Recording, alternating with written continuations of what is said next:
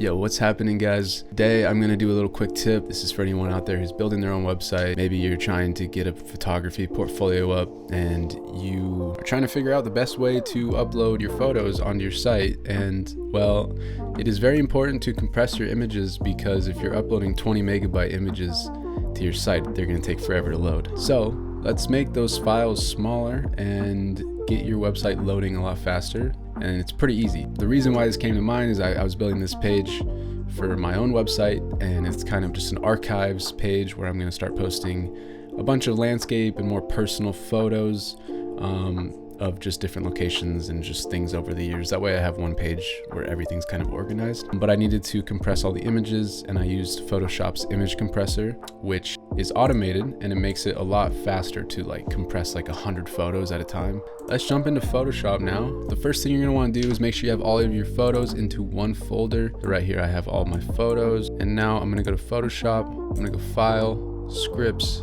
Image Processor, and then I'm just gonna go Select Folder, and I'm going to go find that folder with all the images, which is right here, and I'm gonna click Open. Yours might have this one selected. You can do this option where you choose where you want to save it, but I'm just gonna click Save in the same location, so that way it just keeps things easier on my end. Just click this Save as JPEG, make the quality 10, and I mean, this is, you don't have to do these settings.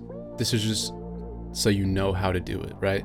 So if you want a little bit of a higher quality image, you could do 12. The biggest thing here is going to be the resizing.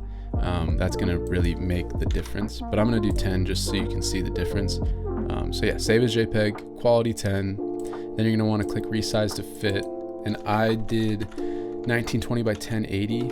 Basically, when you put in these 1920 by 1080, it's just going to resize all these images and make it fit within those parameters. Now all we're gonna do is hit run, and then let Photoshop do its thing. It's just gonna run through all those images and resize them, put them into a new folder, and once we have that new folder, then we can go and take a look at the difference that it makes. And it's done. That was very fast. So if you look at this first one, it's 25.9 megabytes, which would take forever to load on a website. And here is the compressed version, and it's down to 396 kilobytes, which will make it just load very, very fast.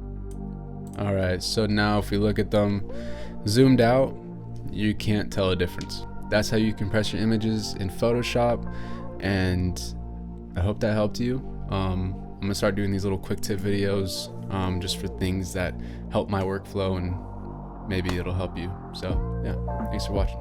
Peace.